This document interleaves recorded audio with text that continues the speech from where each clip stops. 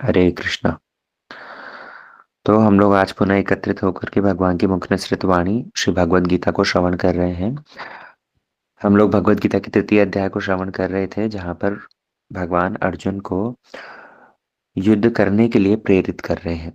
और भगवान के युद्ध करने के लिए अर्जुन को जो प्रेरणा प्रदान करना है, वास्तव में उसके अंदर बहुत सारे सिद्धांतों का समावेश है।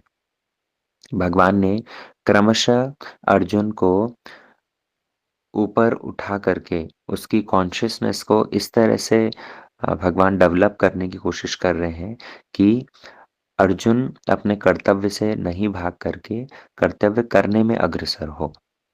वास्तव में अर्जुन की कॉन्शियसनेस डेवलप करना नहीं है, अर्जुन के माध्यम से ये भगवद गीता का ज्ञान हम जगतवासियों को उपलब्ध हुआ है। तो हम जगतवासियों के अधिकार को, हमारे कॉन्शियसनेस को डेवलप करने के लिए भगवान ने ये सारी बातें अर्जुन को कही है। हम लोग तृतीय अध्याय का श्रवण कर रहे थे, जहां पर भगवान ने अर्जुन को यज्ञ करने का उपदेश इनिशियली प्रदान किया था।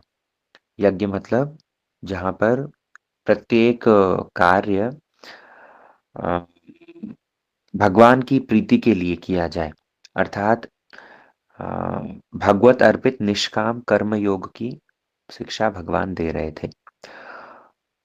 और जब भगवत अर्पित निष्काम कर्म योग का अधिकार नहीं हो, तो ऐसे में भगवान ने कर्मकांड के विषय में भी बतलाया था, जिसके अंदर भी यही बातें हैं कि व्यक्ति को अपना कर्तव्य करना है, कर्तव्य से भागना नहीं है।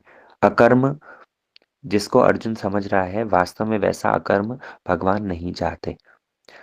हम लोग श्रवण कर रहे थे श्लोक संख्या 18-19, जहाँ पर भगवान ने ऐसे व्यक्ति के लिए कर्तव्य नहीं करना ठीक बतलाया, जो कि आत्मसंतुष्ट है, जो आत्मरति को प्राप्त है और जो संपूर्ण रूप में तृप्त है, आत्मतृप्त है। वो आंतरिक सुख से ही, आत्मरति से ही इतना सुखी है कि उसके लिए कोई बाह्य कर्म रह नहीं जाता। हम लोगों ने श्लोक संख्या 18 के अंदर, 17 और 18 के अंदर ये सारी बातें सुनी थी, है ना। कल एक भक्त का प्रश्न आया था, तो वो हम आपके सामने एक बार बतला देते हैं। किसी ने प्रश्न किया था कि, क्योंकि कल की क्लास में डिस्कशन हुआ था कि जो व्यक्ति निष्काम, भगवत अर्पित निष्काम कर्म योग नहीं कर सकता, हमने एक एक शब्द की व्याख्या पहले कर दी है, इसलिए डीप में नहीं जाएंगे। भगवद अर्पित निष्काम कर्म योग, यदि कोई व्यक्ति इसका आश्रय नहीं ले सकता, क्यों? क्योंकि मन में बहुत सारी इच्छाएं हैं, निष्काम वो है नहीं, बहुत सारी कामनाएं हैं। तो ऐसे में उसको क्या करना चाहिए? चक्रवर्ती ठाकुर कहते हैं कि ऐसे में काम में कर्म करो, किंतु वो भी भगवद अर्पित हो। काम में कर्म मतलब अपनी कामनाओं की पूर्ति के लिए तुम प्रचेष्टा करो, कर्म करो, लेकिन वो भी कैसे हो? भगवद अर्पित हो। अब प्रश्न हो सकता है भगवद अर्पित कैसे हो सकते हैं? तभी उसके लिए भगवान ने बतलाया है कि देवताओं की पूजा, है ना। पहले श्लोक में वर्णन आ चुका है कि तुम देवताओं की पूजा करो। देवान भाव्यते देवा भाव्यते दानेन ते देवा भावयन्तु वः। श्लोक संख्या 11 में हमने ये डिस्कशन कर लिया है। तो कैसे भगवान कह रहे हैं कि ये जो देवताओं की पूजा है, ये भी एक तरह से भगवद अर्पित कर्म ही है। भगवान तृतीय अध्याय के आगे हमारे जैसे फ्लो चलेगा, वैसे इस चीज को और स्पष्ट कर देंगे। देवताओं की पूजा भी एक तरह से भगवान की ही पूजा है। हम देवताओं की पूजा जो अपनी कामनाओं की पूर्ति के लिए करते हैं, तो ऐसे में वो पूजा भी भगवान की पूजा है, बस अविधि पूर्वक है।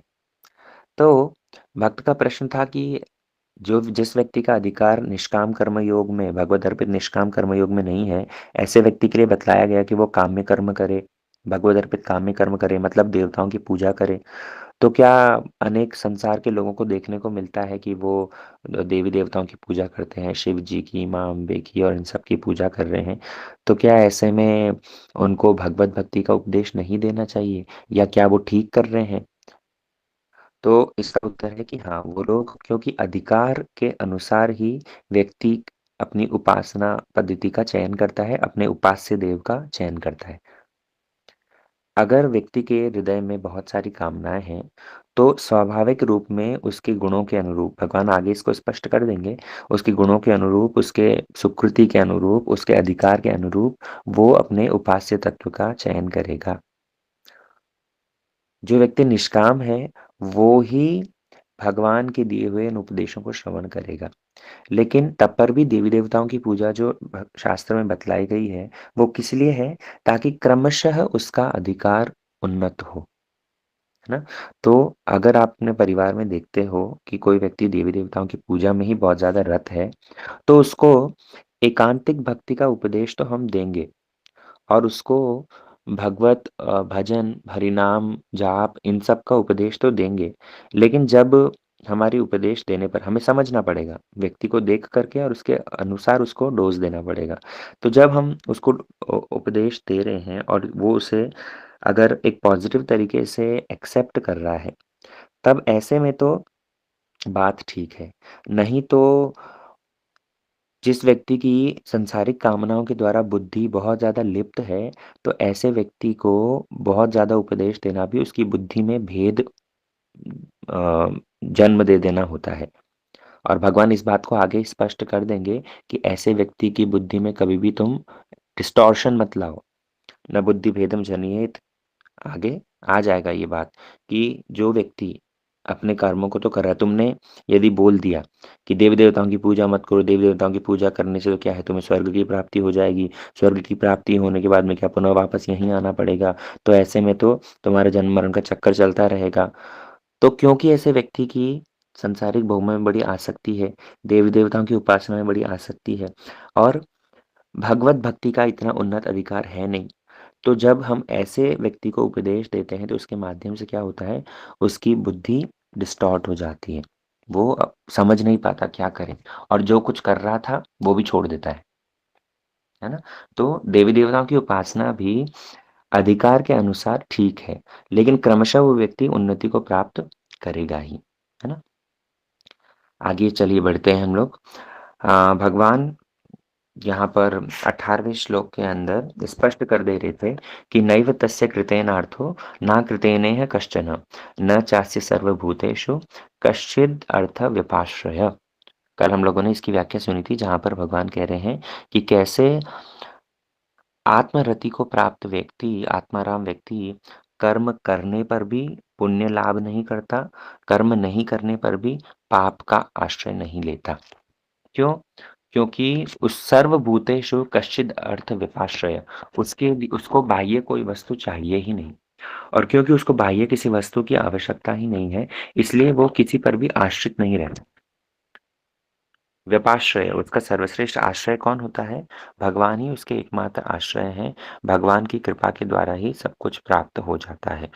ऐसी चिंता वो करता है। बल्कि भक्ति का आश्रय लेने वाला व्यक्ति तो ज्ञान और वैराग्य का भी आश्रय नहीं लेता, है ना? यद्यपि ये जो जैसे जो ज्ञानी लोग होते हैं, उनको तो शास्त्र ज्ञान और वैराग्य ये सब अभ्यास करना पड़ता है। लेकिन उससे भी उन्नत जो भगवत भक्ति है, भगवत भक्ति या भगवत भक्त वो एक ऐसे आत्मधर्म का आश्रय लिए हुए रहता है, जहाँ पर ज्ञान की और वैराग्य की आवश्यकता नहीं पड़ती, बल्कि वो स्वाभाविक हो जाते हैं। ब्रज गोपियों के अंदर ब्रज गोपियों के विषय में सुनने को नहीं मिलता कि उन्होंने कहीं जाकर के गुरुकुल में शास्त्र अध्ययन किया हो, है कि नहीं? लेकिन तब पर भी संपूर्ण रूप में कृष्ण के तत्व को जानती है। "न खलु गोपिका नंदनो भवान अखिल देहिनां अंतरात्मदृक्" तुम अ, "न खलु गोपिका नंदनो भवा" तुम नंदनंदन, तुम यशोदानंदन और ये क्या बोलते हैं अखिल अंतरात्मदृक् तुम इस सभी जीव में विराजमान हो। तो इस तरह का जो ज्ञान भगवान के विषय में है, ब्रज गोपियाँ जानती हैं। वो कैसे आ गया? क्योंकि भगवत भक्ति का आश्रय लिया हुआ है, कृष्ण के प्रति समर्पित है, इस कारण से जो ज्ञान और वैराग्य है, वो अपने आप ही स्वतः हृदय में स्फुरित हो जाता है ना? भगवान इसीलिए अर्जुन को यहाँ दिखलाना चाह रहे हैं कि अर्जुन तुम यदि कहते हो, तुम्हारा अधिकार उन्नत है, ज्ञान योग के लिए तुम अपने आप को योग्य बतलाते हो, तब तुम्हें क्या करना चाहिए? तुम्हें तब पर भी कर्म करना चाहिए। और 19वें श्लोक के अंदर इसी बात को भगवान स्पष्ट कर दे रहे हैं, तस्माद् असक्त सततम कार्यं कर्म समाचर, असक्तो हि अचरन् कर्म, परमाप्नोति पुरुषः। अगर कोई व्यक्ति ये कहे कि मैं तो इस ऐसे उन्नत स्थिति पर पहुँच चुका हूँ कि मेरे लिए कोई कर्तव्य नहीं रह गया। आप अगर ये 17, 18 और 19 ये तीनों श्लोकों को देखोगे, 17 और 18 में भगवान ने यही बतलाया कि किस व्यक्ति के लिए कर्तव्य नहीं रह जाता, जो कि आत्माराम है।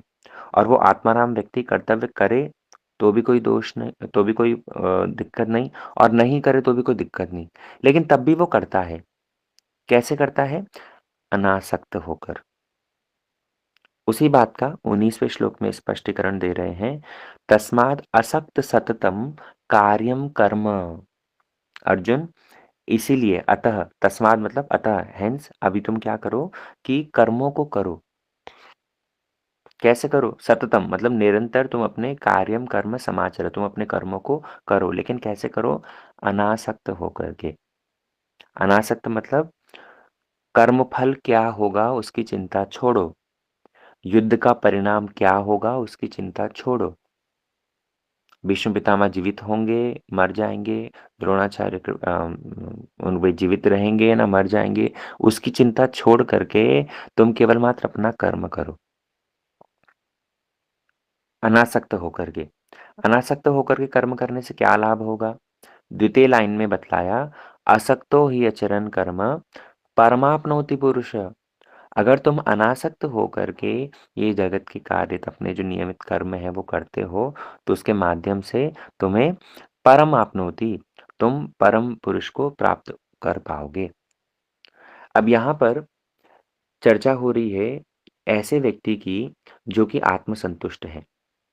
भगवान अर्जुन को कह रहे हैं कि अगर तुम इतने ही डिटैच्ड हो कि तुम्हें परिवार से कोई मतलब नहीं, तुम जंगल में जाकर के तुम अपने कर्तव्य को छोड़ कर के जंगल में जाने तक राज़ी हो। हुँ? तो भगवान कह रहे हैं कि अगर तुम इतने ही आत्मसंतुष्ट हो, तुम इतने ही योग्य हो कि तुम्हें राज्य परिवार से भी कुछ लेना-देना नहीं, तुम जंगल में भी जाकर के रह सकते हो, तब तो तुम्हें राज्य में रहने से भी कोई फ़र्क नहीं पड़ना चाहिए। तब तो तुम युद्ध करो, क्योंकि तुम्हें युद्ध करने से भी कोई फ़र्क पड़ना है, तुम्हारी तो स्टेज इतनी ऊँची है ना कि तुम जंगल में जाकर के भी रह सकते हो। तो जंगल में जाकर के रहने वाला व्यक्ति तो राज्य में भी आराम से रह लेगा। और इसीलिए तुम युद्ध करके, क्योंकि तुम तो अनासक्त हो, तुम अपने आप को इतने उन्नत अधिकारी बतला रहे हो, तो ऐसे में तुम युद्ध करो। जैसे कई भक्ति राज्य में जैसे हम भगवत भजन करने की कुछ प्रचेष्टा करते हैं, तो कई सारे यंग लोग, कई सारे यूथ अ, वो ऐसा क्लेम करते हैं कि मैं तो बहुत ही ट्रांसेंडेंटल प्लेटफ़ॉर्म पर एस्टैब्लिश्ड हूँ, तो मेरे लिए कोई कर्तव्य रह नहीं जाता। तो अगर आप इतने ही ट्रांसेंडेंटल हो, अगर आप इतने ही उन्नत अधिकार में प्राप्त हो, तो आपको तो कर्म करते हुए भी कोई दिक्कत नहीं होनी चाहिए। आपके लिए कोई कर्तव्य नहीं है, लेकिन आप तब पर भी कर्तव्य करो, भगवान अर्जुन को कह रहे हैं। किस लिए? ताकि लोगों को एक उदाहरण सेट किया जा सके, एक एग्ज़ाम्पल, एक आदर्श सेट किया जा सके। जैसे यंग स्टूडेंट कभी बोलते हैं कि क्योंकि पढ़ाई में बड़ा बर्डन है और जॉब करनी पड़ेगी, पढ़ाई करनी पड़ेगी, इतना परिश्रम कौन करे? तो चलो ब्रह्मचारी बन जाते हैं। हम साधु बन जाएँगे और साधु बन कर के हम ये सा ना पढ़ाई भी नहीं करनी पड़ेगी, नौकरी-वोकरी भी नहीं करनी पड़ेगी और आराम से हम साधु बन कर के अपने कर्तव्य को छोड़ देंगे। गुरुदेव ने कभी भी इस बात का एनकरेजमेंट नहीं किया। गुरुदेव हमेशा सबको एनकरेज करते हैं कि नहीं जाओ अपनी पढ़ाई पूरी करो। पढ़ाई करके क्योंकि ये जो डिसीजन हम ले रहे हैं अपने कर्तव्यों को छोड़ कर के साधु जीवन आचरण करने का, ये डिसीजन जागतिक जीवन की डिफ़िकल्टीज़ से बचने के लिए नहीं है। संसार के अंदर बहुत सारे दायित्व हैं, बहुत सारी परेशानियाँ हैं, तो उन परेशानियों से बचने के लिए हम साधु बन जाएँगे, हम अपने कर्तव्य को छोड़ कर के होता है ना, हुई घर में खटपट, चलो बाबा के मठ पर। घर में कोई असुविधा हुई, गृहस्थ जीवन में बहुत सारी परेशानियाँ हैं और बहुत कुछ इन दिक्कतों को देख सोच करके देखते हैं, अरे! जो बाबा त्यागी लोग बने हुए हैं, उनको वो ही बढ़िया है। तो परिवार की रिस्पॉन्सिबिलिटीज़ छोड़ कर के और आ गए, बाबा जी बन गए। लेकिन वास्तव में संसार जागतिक मटेरियल लाइफ से फ्रस्ट्रेशन कोई क्वालिफ़िकेशन नहीं है स्पिरिचुअल लाइफ की। समझना वापस से, फ्रस्ट्रेशन फ्रॉम मटेरियल लाइफ ये योग्यता नहीं है स्पिरिचुअल लाइफ की। वास्तव में स्पिरिचुअल लाइफ के लिए क्या योग्यता हमें चाहिए?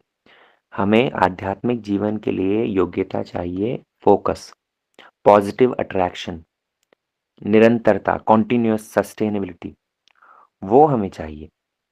इस बात को हमें समझना पड़ेगा कि हम जब भी आध्यात्म के प्रति अगर हमारा रुझान बढ़ता है, तब हमारे संसार के कर्तव्य अपने आप हम छोड़ सकते हैं। लेकिन आध्यात्म के प्रति, भगवन नाम के प्रति, साधन भजन के प्रति कोई रुचि नहीं है और घर-बार छोड़ कर के बाबा जी बन गए, तो कुछ समय बाद में क्या होता है, ये वाला जीवन भी फ्रस्ट्रेशन लगने लगता है। इसीलिए गुरुदेव हमेशा एनकरेज करते हैं कि नहीं भैया अपनी पढ़ाई-लिखाई करो, क्योंकि मानो अभी पढ़ाई-लिखाई छोड़ कर के, नौकरी इत्यादि छोड़ कर के बाबा जी बन गए और वास्तव में सांसारिक कर्तव्यों से भाग कर के बाबा जी बने। तो परवर्ती काल में क्या होगा, जब यहाँ पर भी सेट नहीं हो पाओगे, तो और कोई उपाय नहीं रह जाएगा, क्योंकि समय रहते हुए पढ़ा-लिखा तो है नहीं। वापस अगर पूर्वाश्रम में जाना चाहे, नौकरी के चांसेस रहे नहीं, तो बड़ी अम, नो-नो सिचुएशन हो जाती है ना? इसलिए कहने का मतलब भगवान यहाँ अर्जुन को समझा रहे हैं कि अनासक्त होकर के तुम अनासक्त होकर के यदि अपने कार्य कर रहे हो, तभी जा कर के तुम परम पुरुष को, मोक्ष तक को प्राप्त कर पाओगे, है ना? तो हमें विचार करना पड़ेगा कि हम अपने कर्तव्यों को यदि छोड़ रहे हैं, भगवान अल्टीमेटली यहाँ पर अर्जुन को यही बतला रहे हैं कि तुम्हें कर्तव्य करने होंगे, कर्तव्यों को छोड़ना नहीं है और कर्तव्यों को करते-करते भी तुम परम पुरुष की प्राप्ति, मोक्ष की प्राप्ति कर सकते हो। भक्तिविनोद ठाकुर ने यद्यपि यहाँ पर मोक्ष के लिए बतलाया है कि निष्काम कर्म योग का आश्रय लेते-लेते हम आगे बढ़ेंगे। वो ही भक्तिविनोद ठाकुर के अनुसार मोक्ष है। अ, निष्काम कर्म का अनुष्ठान करते-करते चित्त की शुद्धि होती है और चित्त की शुद्धि होने पर ज्ञान लाभ कर साधक पुरुष मोक्ष प्राप्त करते हैं। तो भक्तिविनोद ठाकुर के अनुसार मोक्ष मतलब कर्म करते-करते हम ऐसे कर्म योग की परिपक्व अवस्था पर पहुँच जाएँगे, जो कि हमें पराभक्ति को प्राप्त करवाएगी। वो ही मोक्ष है ना? यहाँ और एक बात बतलाई जा रही है,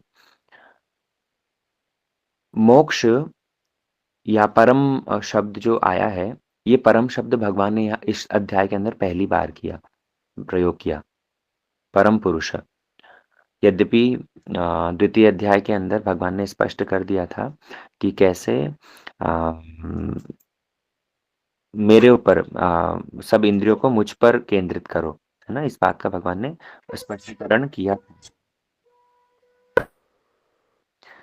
लेकिन पुनः यहाँ पर भगवान इस तृतीय अध्याय के अंदर पहली बार ये परम शब्द का व्यवहार करके मानो, क्योंकि भगवान ने अभी तक अपनी भगवत्ता को स्पष्ट किया नहीं है। तो ऐसे अलक्ष्य रूप में ही भगवान ये परम आपनोति पुरुष कह करके कह रहे हैं कि उस परम पुरुष की प्राप्ति हो जाएगी। अब ज्ञानियों के लिए वो परम पुरुष कौन है? ब्रह्म, निराकार ब्रह्म। किंतु भक्तों के लिए वो ही परम पुरुष श्री भगवान है, श्री कृष्ण है। इसीलिए हमारी जैसी चित्त वृत्ति है, उसके अनुरूप ही हमारे कार्य होते हैं। भगवान अगले श्लोक में इस बात को और स्पष्ट कर रहे हैं, कर्मणेव हि संसिद्धिम् आस्थिति अ, कर्मणेव हि संसिद्धिम् आस्थिता जनकादय लोकसंग्रहमेवापि संपश्यन् कर्तुमर्हसि। भगवान कह रहे हैं कि कर्म करते हुए भी तुम्हें सिद्धि की प्राप्ति हो सकती है, जैसे कि पूर्व-पूर्व में कई सारे व्यक्तियों को, महापुरुषों को हुई है। कर्मणेव हि संसिद्धिम् मतलब कर्म करते हुए भी समसिद्धिम पूर्णता को, सिद्धि को लाभ किया है, प्राप्त किया है। किसने? बोले जनक आदि, जनकादय। अभी तो यहाँ पर केवल जनक का ही नाम लिया है, आदि शब्द कह कर के मानो भगवान अपने लिए भी इंगित कर रहे हैं। आगे भगवान अपना खुद का भी उदाहरण देंगे। तो यहाँ पर जनक महाराज की स्थिति बतलाई है। जनक महाराज ऐसे महापुरुष, श्री सीता जी के पिता, श्री जनक महाराज, वे जगत में रहते हुए भी, अपने कार्यों को करते हुए भी, किंतु संपूर्ण रूप में अनासक्त थे और परम पद को प्राप्त किए हुए थे। है ना? जनक महाराज वे साधारण राजा नहीं थे। वे अपने स्थिति में, अपनी स्वरूप सिद्धि में संपूर्ण रूप में प्रतिष्ठित थे, है ना? लेकिन उनको ऐसे, इसलिए ऐसे राजाओं को कहा गया है राजर्षि। केवल राजा नहीं कहा गया, ऐसे राजाओं के लिए शब्द व्यवहार होता है राज ऋषि। राजा होते हुए भी उनका ऋषि के समान आचरण है। जनक महाराज के इसलिए और एक नाम आप लोग को यदि स्मरण हो, उनको विदेह राज कहा जाता है। विदेह मतलब जिनकी इस देह से और देह संबंधी व्यक्तियों से कोई आसक्ति ही नहीं है। जनक महाराज की आसक्ति भगवान, भगवान के भक्तों में है ना? आप लोगों ने यदि श्रवण किया हो कैसे जनक महाराज किसी समय पर एक सभा के अंदर बैठे थे, तो आई थिंक गार्गी ऋषि की सभा के अंदर बैठे थे, जहाँ पर जनक महाराज के पास में जो गार्गी ऋषि के जो शिष्य थे, वे इस चीज को देख करके बड़े अचंभित रहते थे कि कैसे ऋषि जनक महाराज की प्रशंसा करते रहते हैं, हर समय जनक महाराज को बड़ा फेवर करते हैं। तो उन्होंने जनक महाराज की महिमा को कहा और शिष्यों से उनकी परीक्षा लेने के लिए कहा। तब एक समय जनक महाराज सभा में बैठे हुए थे और जनक महाराज को सभा में बैठा देख करके शिष्य ने आकर के वहां चिल्लाना चालू किया। बोले, महाराज महाराज, आपके महल में आग लग गई है, आपका सारा महल पूरा जल करके बिल्कुल राख हो जाएगा, आप जल्दी जल्दी जाइए उनकी रक्षा कीजिए। जनक महाराज तब पर भी स्थिर होकर के वहीं पर हरि कथा सुनते रहे, हरि कथा से विचलित नहीं होकर उठे नहीं। जनक महाराज विचार कर रहे हैं कि संसार तो वैसे ही दावानल है, हर जगह आग तो लग ही रही है, तो और महल में भी आग लग गई तो कौन सी बड़ी बात। उन्होंने उसके प्रति कोई प्रतिकार नहीं किया। अभी कुछ समय बाद में पुनः वापस से एक सिपाही आया और वो सिपाही आकर के बोलने लगा, बोले महाराज, पास में जो आश्रम था, साधुओं की गौशाला थी, वहां पर आग लग गई। जैसे ही ये बात जनक महाराज ने सुनी है, तुरंत वहां से उठ करके और उस गौशाला की रक्षा करने के लिए, साधु के आश्रम की रक्षा करने के लिए दौड़े। तो यहाँ पर इस उदाहरण से दिखलाया कि कैसे वे विदेही हैं, अर्थात उनकी देह और देह से संबंधित वस्तुओं के प्रति कोई आसक्ति ही नहीं है। राज्य, परिवार के लोग, इनके प्रति अनासक्त रह करके भगवान, भगवान के भक्त, उनके प्रति संपूर्ण रूप में रति है, आत्मरति को प्राप्त है ना? तो ऐसे स्वरूप सिद्ध व्यक्ति भी किंतु राजा का कार्य करके दिखाए हैं। अर्जुन को भगवान इसीलिए कह रहे हैं कि अर्जुन, तुम क्या करो, अनासक्त होकर के तुम भी कर्म करो। है ना अर्जुन, तुम जो है ज्ञान भूमिका में आरूढ़ होने की तुम्हारी योग्यता नहीं है, क्योंकि तुम सद्विवेकी हो। अतः तुम्हें काम्य कर्म में भी तुम्हारा अधिकार नहीं है। मतलब भगवान ने दोनों चीजें बतला दी। एक तो स्टेज है ज्ञान योग की, तो अर्जुन तुम ज्ञान योग के लिए भी क्वालिफाइड नहीं हो। और दूसरा है काम्य कर्म, मतलब सांसारिक प्रलोभन, विषय इंद्रियों के सुख भोग के लिए कर्म करना, तो वो भी तुम्हारे द्वारा संभव नहीं। तुम सद्विवेकी हो, तुम बुद्धिमान हो, इसलिए तुम्हें काम्य कर्म भी नहीं करना। इसलिए तुम्हें क्या करना है, बोले निष्काम कर्म करना है। तुम इस कर्म योग का आश्रय लो, तुम निष्काम कर्म योग का आश्रय लो। तीन तीन स्टेजेस है, देखो हमने पहले भी बतलाया था, कर्म कांड, कर्म योग उससे ऊपर वाली, और ज्ञान योग उससे भी ऊपर वाली।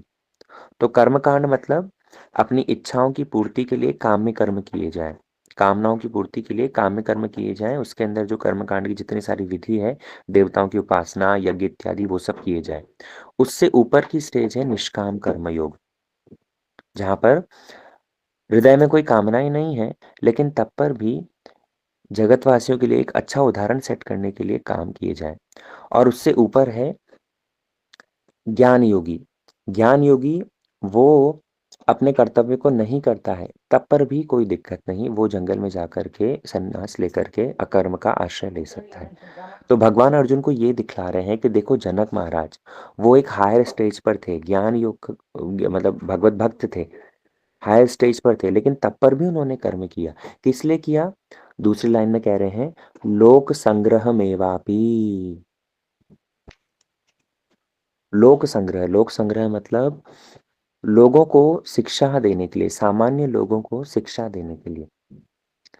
सामान्य लोग जैसे अपने कर्तव्य से हट ना जाएं, अपनी प्रिस्क्राइब ड्यूटीज से वे लोग भागे ना, इस कारण से उन्होंने क्या किया? शिक्षा प्रदान करी, आचरण करके दिखाया। क्योंकि जैसे जैसा श्रेष्ठ व्यक्ति आचरण करते हैं, वैसा ही नीचे वाले फॉलो करते हैं। आगे ये श्लोक आएंगे। तो इसीलिए भगवान यहाँ वर्णन कर रहे हैं कि जनक महाराज, उनके लिए तो कोई भी वेद अनुमोदित कर्म करने की आवश्यकता नहीं थी, कोई नहीं थी। लेकिन तब पर भी उन्होंने क्या किया? उन्होंने कर्म किया, राजा होते हुए सारी राज्य की रिस्पॉन्सिबिलिटीज का पालन किया। किस लिए? ताकि जगतवासियों को शिक्षा दे सकें। वे भगवान के महान भक्त होते हुए भी मिथिला के राजा थे, अपनी प्रजा को शिक्षा देने के लिए सारे कर्तव्यों का पालन करते थे। तो भगवान ने अर्जुन को भी यही बात कहा। ऐसे ही भगवान के लिए, उनके सखा अर्जुन के लिए, उनके लिए भी कोई कर्तव्य रह नहीं जाता, लेकिन तब पर भी ये युद्ध करने के लिए भगवान उनको शिक्षा दे रहे हैं। क्यों? क्योंकि युद्ध करने के लिए ये आवश्यकता है। हंसते, आज के सत्र को फिर हम यहीं विश्राम देते हैं। हम कल फिर विस्तार से इसको चर्चा करेंगे। वाञ्छाकल्पतरुभ्यश्च कृपा सिन्धुभ्येव च पतितानां पावनेभ्यो वैष्णवेभ्यो नमो नमः।